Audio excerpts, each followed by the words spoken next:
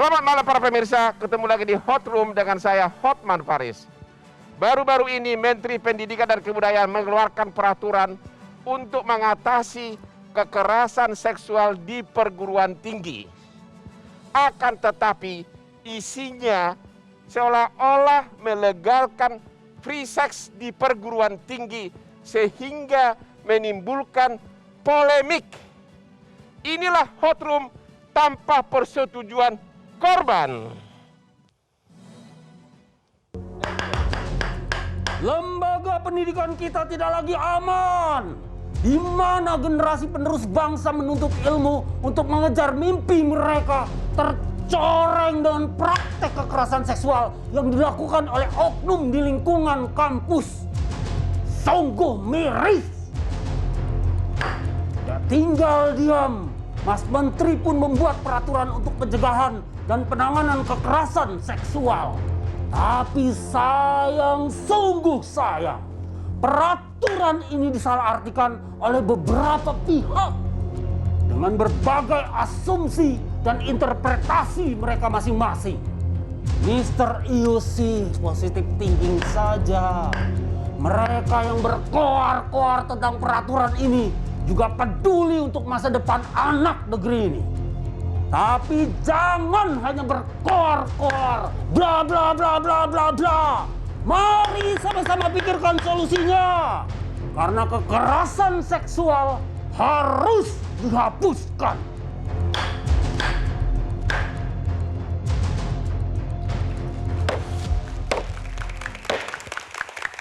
Pembahasan ini jauh lebih hot dari pembahasan sebelumnya di Hot Room. Dan sudah hadir para narasumber yang sangat kompeten malam ini.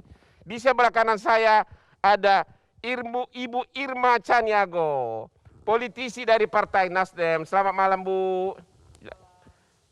Yang kedua adalah Ibu Ratna Batara Munti dari aktivis perempuan. Selamat malam, Bu. Yang berikutnya adalah Ibu Sri Wiyanti, dosen UGM melalui Zoom. Selamat malam, Bu.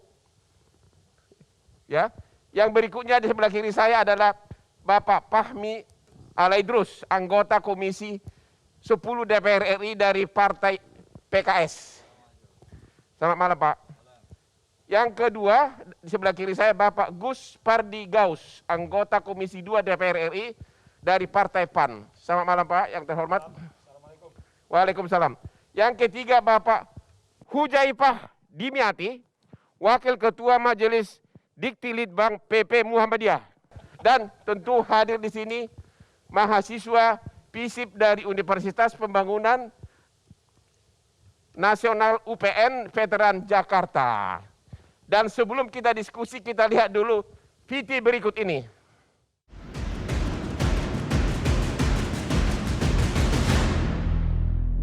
Pendidikan tinggi Indonesia sedang tidak baik-baik saja. Baru-baru ini ramai pemberitaan mengenai kasus dugaan pelecehan seksual yang terjadi di Universitas Riau. Bahkan kasus bergulir sampai pada pelaporan balik. Dengan banyak kasus bergulir, salah satu solusi dari Mendikbud hadir dengan ditekennya Permen PPKS pada 31 Agustus 2021. Bak obat yang memang tidak selalu manis, hadirnya Permen PPKS ini juga mendapat kritikan dari beberapa pihak yang menyebutkan bahwa pasal yang tertuang dalam Permen PPKS ini mengandung frasa yang dianggap ambigu, diantaranya seperti yang tertuang dalam pasal 1 ayat 1, lalu pasal 5, dan juga pasal 19. Apa yang membuat beberapa pihak menolak Permen PPKS? Lantas apa solusi yang ditawarkan jika Permen PPKS ini ditolak?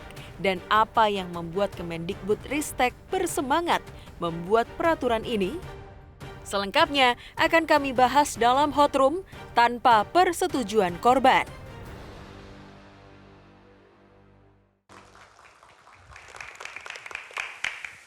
Bapak Fahmi, Bapak yang salah satu yang menolak peraturan ini, yaitu Peraturan Menteri Kebudayaan Nomor 30 Tahun 2001.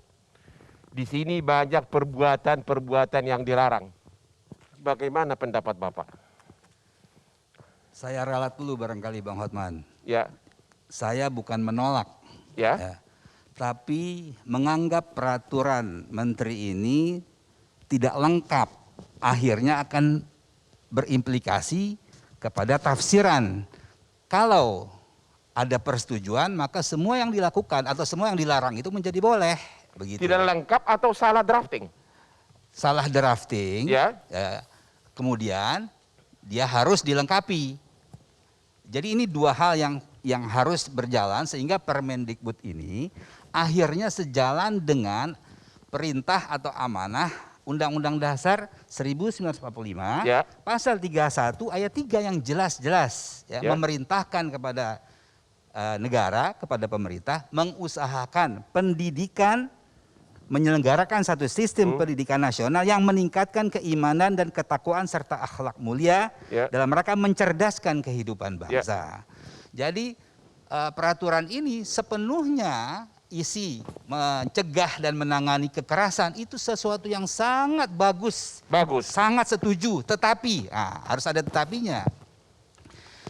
Harus juga dilengkapi dengan pasal-pasal yang memberikan satu penafsiran utuh bahwa perbuatan-perbuatan melanggar susila meskipun dilakukan dengan persetujuan, tetapi kemudian itu melanggar Pancasila, melanggar etika, melanggar agama, seharusnya juga masuk ke dalam konten permen ini.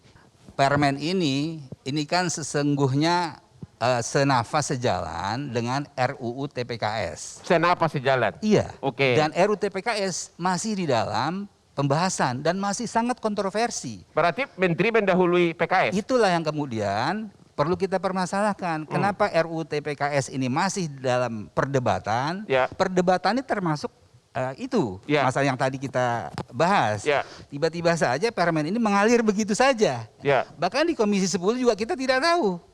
Ya. Nah, inilah kemudian menimbulkan kontroversi, kegaduhan, sama seperti kontroversi ketika terjadi pembahasan di Balik. Begitu kira-kira. Jadi ini bukan perkara baru. Nah, sekarang diimplementasi di perguruan tinggi. Ya. Kalau kemudian permen ini menampilkan data-data kekerasan seksual, ya kita setuju harus dilindungi Ya. korban kekerasan seksual. Jangan sampai salah paham nih. Ya. Kekerasan seksual harus dicegah, harus ditangani, harus dilindungi. Kita setuju full, Ya. kita support. Tetapi jangan lupa, kita juga punya data dan fakta, ya, bahwa umum dilakukan di tempat-tempat kos, hasil dari wawancara ini. Ternyata kebanyakan mahasiswa, bukan kebanyakan lah ya, paling tidak disampaikan oleh salah satu responden, mereka biasa tuh melakukan pergaulan seks bebas. Dan ini kan satu fakta dan data yang juga perlu dipahami oleh kita. Ya. Nah ini kan juga harus dikendalikan, harus ditangani, harus diedukasi, harus diarahkan. Sehingga maksud saya adalah apabila permen ini menjadi utuh, kekerasan seksual ditangani, dicegah, termasuk juga pelanggaran asusila seksual juga harus ditangani, dicegah dan diedukasi agar tidak terjadi seperti itu. Oke, terima kasih. Sekarang ke Pak Gus Pardi. Lebih konkret aja Pak. Kalau membaca peraturan ini, ya seolah-olah seorang dosen bisa meraba-raba muridnya, bisa meraba-raba tubuh murid wanitanya, asalkan muridnya setuju. Ya. Bagaimana tanggapan Bapak? Pertama, saya menyikapi terhadap permen ini. Ya.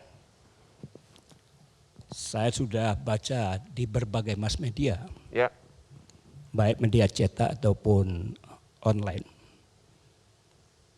Ada yang mewakili dari 203 organisasi kemasyarakatan dan juga Ormas Islam Muhammadiyah, Persis, PUI, dan juga ada organisasi yang terhimpun dari 203 ormas yang berada pada satu rumpun. Itu menyatakan penolakan terhadap permen ini. Karena? Kenapa? Apa yang Bang Hotman sampaikan tadi. Ada terkesan peraturan ini membenarkan melakukan seks bebas kalau memang dalam persetujuan Para pihak. para pihak. Ya, Banyak hal yang disampaikan terutama pasal 5 itu. ya pasal 5. Ya, Meraba-raba, melihatkan kelamin. ya. Asal setuju. Na'udzubillah min dzalik ini. Ya, Di dalam Islam, wala taqrabuz zina, menghampiri saja tidak dibenarkan. Ini terkesan bahwa permen ini melakukan pembenaran kepada mahasiswa untuk melakukan dan dosen. seks bebas dan dosen sivitas akademika untuk melakukan seks bebas dengan catatan dia mahasiswa dan dia tidak terpaksa dan dia sukarela untuk melakukan itu. Dan itu pun juga bisa dipertontonkan.